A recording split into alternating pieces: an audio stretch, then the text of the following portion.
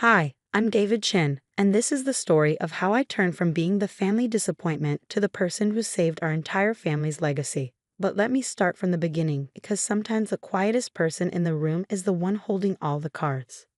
7 years ago, I joined Chang Global Technologies, our family's company, as a junior IT technician.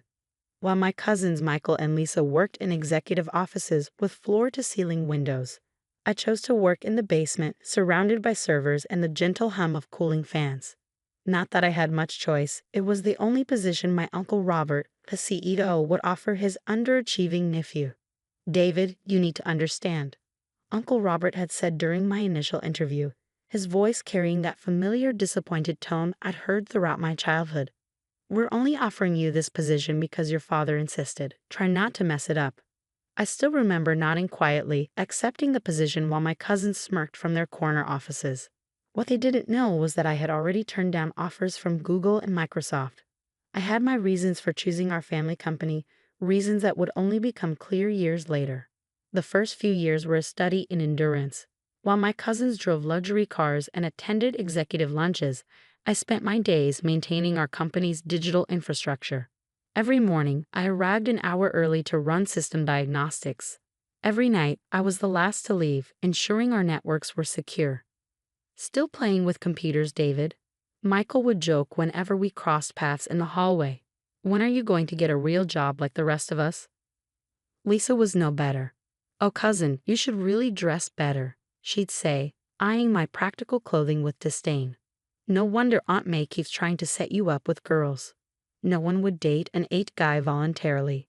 But while they were busy mocking me, I was learning. Every system, every network, every piece of data that flowed through our company passed through my department. I knew every contract, every client relationship, every trade secret. Not because I was snooping. I would never breach that trust. But because I was the one building and maintaining the systems that protected this information.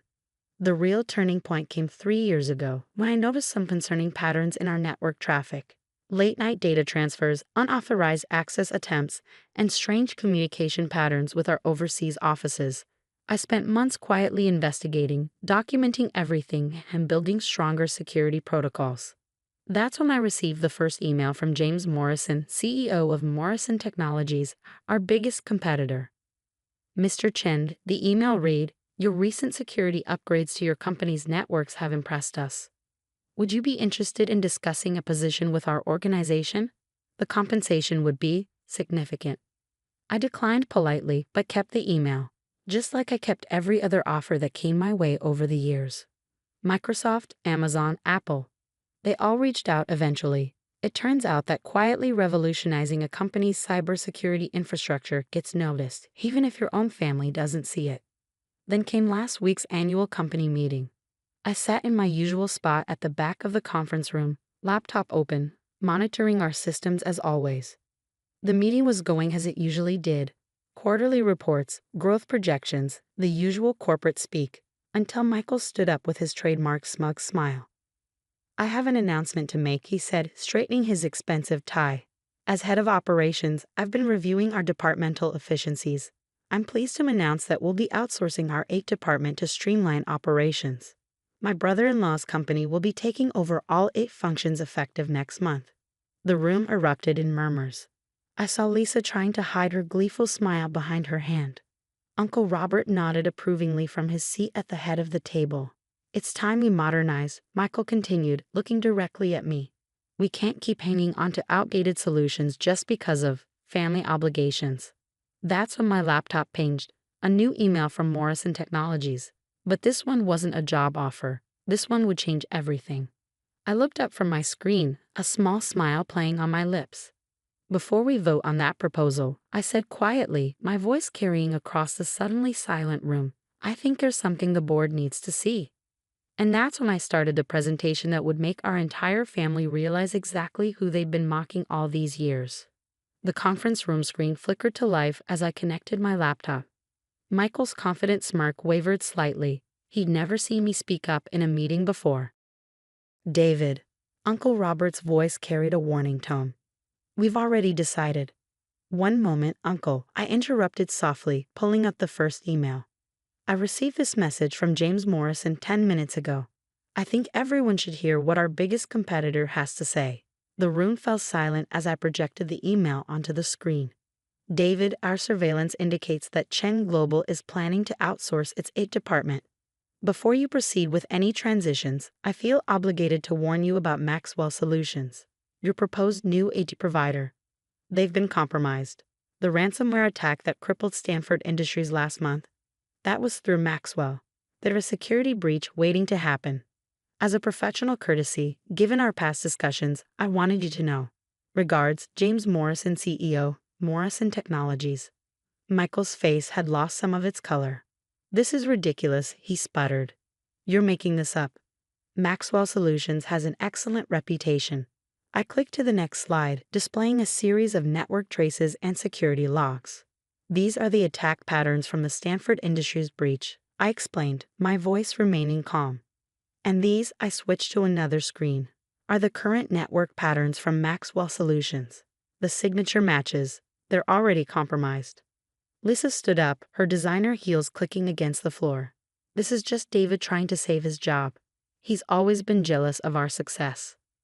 Actually, I interrupted, pulling up another document. I haven't been just anything for quite some time. I displayed a series of emails from tech giants, Google, Amazon, Microsoft, all with seven-figure job offers. I've turned down 37 high-level positions in the past 5 years. But that's not important right now. I switched to another screen, showing a complex network diagram. What is important is that over the past 7 years, I've built a proprietary security system that protects not just our data, but our entire business operation. It's why we've never had a successful cyber attack, while our competitors have lost millions to breaches. Uncle Robert leaned forward, his expression changing from dismissive to concerned. What exactly are you saying, David? I took a deep breath. This was the moment I'd been preparing for. 3 things. First, Maxwell Solutions is compromised, and if we outsource to them, we'll lose everything within 6 months. Second, our current security system, the one I built, is worth approximately $300 million on the open market. Morrison Technologies offered to buy it last year. The room erupted in chaos. 300 million? Even Michael looked shocked. And third, I continued, my voice cutting through the noise. I discovered something else while building these systems. Something about what really happened to those missing funds from the pension account 5 years ago. Michael's face went from pale to ghost white. Lisa dropped her phone. Uncle Robert gripped the arms of his chair so hard his knuckles turned white. You see, I continued, pulling up another series of documents. When you build the security systems, you see everything. Every transaction, every deleted email, every hidden account. I never went looking for this information, but as the system administrator, it was my job to protect it. I clicked to the next slide, showing a series of transaction records. 5 years ago, $50 million disappeared from our employee pension fund. The official story was that it was lost in a bad investment. The truth is, and that's when the real bombshells started dropping, one by one, revealing secrets that would tear apart the carefully constructed lies my family had built their success upon. The conference room had gone deathly quiet as I displayed the transaction records on the screen. Every transfer, every hidden account, every falsified document, all meticulously organized and annotated. On March 15, 2019, I continued, my voice steady. Exactly $50 million was transferred from the pension fund through a series of shell companies. The money was eventually split 3 ways. I clicked through the slides. $20 million to an account in the Cayman Islands under the name Chen Ventures. That's you, Michael. $20 million to Lisa Chen International in Switzerland, and $10 million to a holding company controlled by Uncle Robert. Michael jumped to his feet, his expensive suit wrinkled from his tight grip on the conference table. You had no right to access those records. This is corporate espionage. I smiled slightly.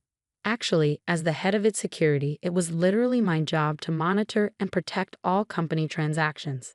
Every action I took was within my legal authority and documented accordingly. Uncle Robert raised his hand, attempting to regain control of the situation.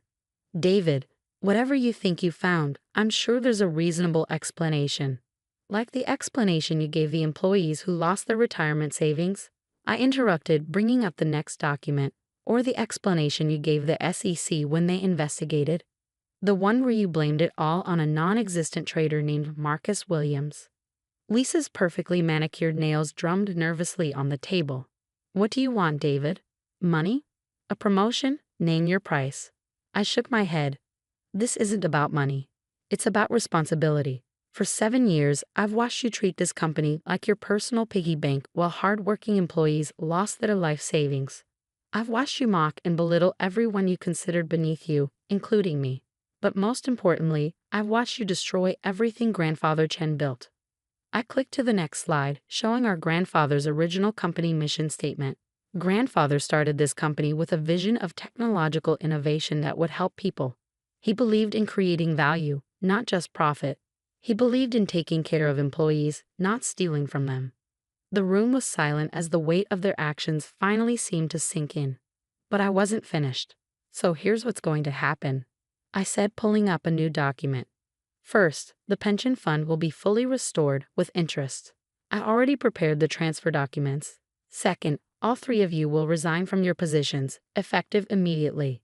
The board will appoint new leadership based on merit, not family connections. You can't do this, Michael shouted, his face red with rage. You're nothing. Just an 8 guy. I clicked to the final slide, displaying my own stock holdings. Actually, I can. Over the past 7 years, while you were busy buying sports cars and vacation homes with stolen money, I was buying company stock. Every bonus, every raise, every consulting fee I earned on the side, all of it went into building my ownership stake. As of last week, I own 30% of Chang Global Technologies. The color drained from Uncle Robert's face. That's impossible. The family trust controls the majority of shares. The family trust that requires all beneficiaries to be employed by the company, I asked innocently. The same trust that automatically transfers shares to the next largest shareholder if a beneficiary is found guilty of criminal conduct against the company. I let that sink in before delivering the final blow. I've already submitted all evidence of the pension fund theft to the SEC. They're very interested in speaking with all of you. So here are your options. And that's when I laid out the choice that would determine not just their fate, but the future of our entire family legacy. Option 1. I said, opening a folder on my laptop, you resign immediately, return every penny of the stolen money with interest, and accept positions as silent shareholders with no operational control. You'll still receive dividends, but you'll have no say in company decisions. I paused, letting the first option sink in before continuing. Option 2. I send this evidence to the SEC, the FBI, and every major news outlet. The company might survive the scandal, but you 3 definitely won't. Prison time for financial fraud isn't pleasant, especially for former executives. Michael lunged forward, his expensive watch glinting under the fluorescent lights. You ungrateful little. I wouldn't finish that sentence. I interrupted calmly. The company-wide security system I built includes audio and video recording in all conference rooms. Everything that's happened in the last hour is already safely backed up in multiple secure locations. Lisa, always the pragmatist, spoke up. How do we know you won't turn us in any way after we resign? I pulled up another document. Because I've prepared a legal agreement. If you comply with option 1, including full restitution, I'll sign a non-disclosure agreement. The employees get their money back, the company continues under new leadership, and our family's reputation remains intact. Everyone wins. Uncle Robert, who had been unusually quiet, finally spoke. And if we refuse both options? I clicked to my final slide, a pre-written press release detailing the entire scandal. Then at 5 p.m. today, this goes to every major news outlet. By tomorrow morning, Chang Global Technologies will be the biggest corporate scandal since Enron, and you'll all be facing federal charges. The room fell silent as the weight of their situation sank in. Through the glass walls, I could see employees going about their daily work, unaware that their futures hung in the balance of this moment. Finally, Uncle Robert sighed heavily. You planned this all along, didn't you? Every detail, every move. I shook my head. No, Uncle. I came here 7 years ago, hoping to learn the family business and make you proud. The planning only started when I discovered the theft. Even then, I kept hoping you'd make it right on your own.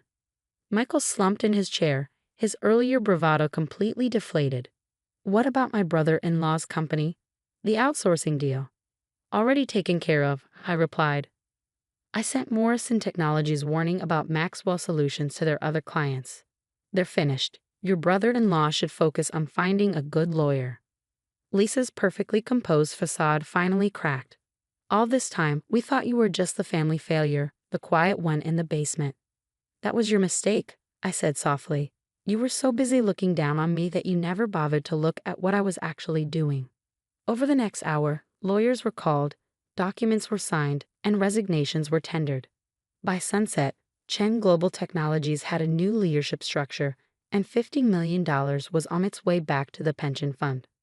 As I sat in my new office, not that I planned to spend much time there, Mom came to see me. Her eyes were red from crying. Did you have to do it this way? She asked quietly. I showed her the pension fund records. They stole the retirement savings of people who work here for decades, Mom. People like Mr. Chang, who's worked in maintenance since before I was born.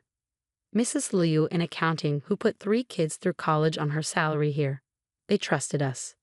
She nodded slowly, understanding but sad. What happens now?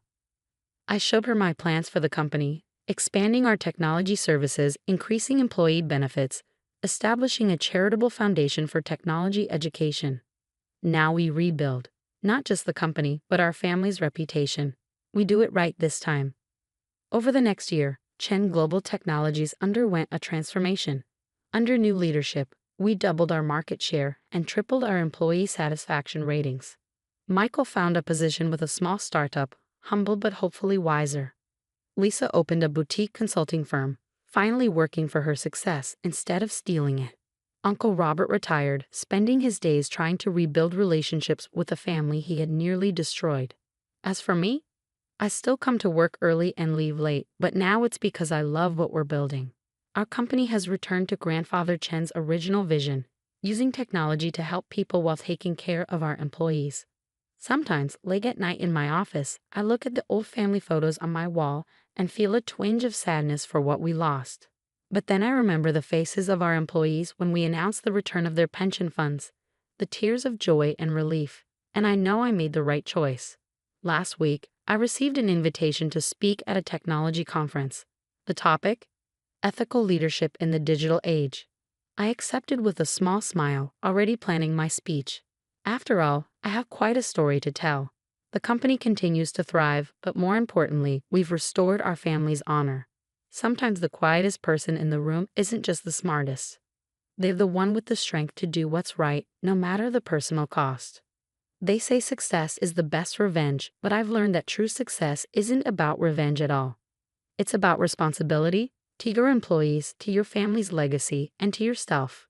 In the end, the Just 8 guy turned out to be exactly who the company needed. And as I write this from my office, watching the sun set over the city, I'm reminded of something Grandfather Chen used to say. Honor in business is not just about making money, but about making a difference. I think he would be proud of what we've become. The company's future is bright, built on a foundation of integrity rather than deception. And that's a legacy worth protecting.